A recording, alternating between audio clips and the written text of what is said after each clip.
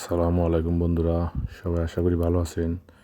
আপনারা দেখতে পাচ্ছেন আমার সামনে একটা সালিয়ার কম্প্রেসার। আজকে কম্প্রেসারের একটি সমস্যা, যে সমস্যাটা আপনাদের দেখাবো।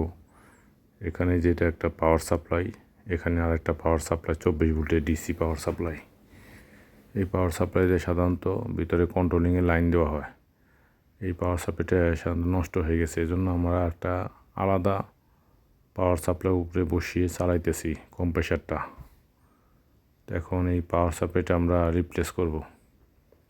তার আগে পাওয়ার সাপ্লাইয়ের আউটপুটে কত ভোল্টেজ আছে এটা মেপে দেখব।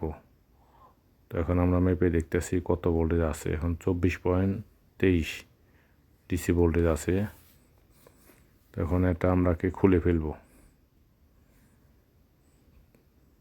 এটাই খুলে ফেলবো, সাথে সাথে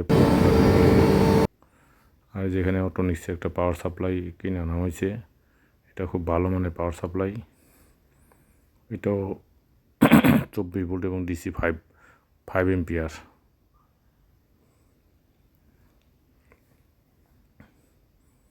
তো এই যে এখানে আমরা এসি সংযোগ করতেছি, এসি পাওয়ার। আর এখন আমরা এখানে উপরে ডিসি পাওয়ার সংযোগ করব। এই ডিসি কেবল, একটা নিউট্রাল একটা ফেজ। সাধারণত এসি সাইডে উল্টা পাল্টা হলে সমস্যা নাই, কিন্তু ডিসি সাইডে প্লাস মাইনাস সঠিক লাগাতে হবে। তো আমরা এখন প্লাসটাকে লাগাইতেছি আগে 602 প্লাস, আর এর পাশে এখন আমরা মাইনাস লাগাইতে 601।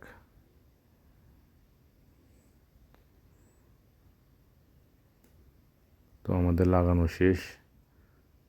পাওয়ার সাপ্লাইটি নাট এখন আমরা টাইট দিতেছি, কানেক্টরের নাটগুলো টাইট দিতেছি। এখন সব ঠিক আছে, কেন লুজ থাকলে সমস্যা হতে পারে। এই দেখতে পাচ্ছেন এটা একটা SBP power supply, SP 24 volt 5 ampere.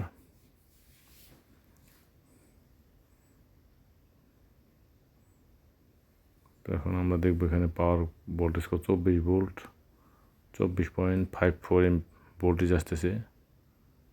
তো পাওয়ার সাপ্লাইটা ঠিক আছে। এখন আমরা পাওয়ার দিছি, এখন আমরা অন করব কম্প্রেসার।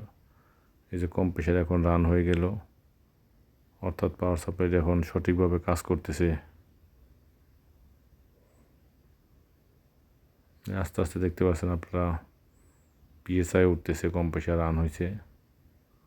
এই যে 98, 99, 100 পিএসআই বাড়তেছে, 101। তো তার মানে এখন আমাদের কম্প্রেসারটা এখন ঠিক আছে, পাওয়ার সাপ্লাইটা ওকে।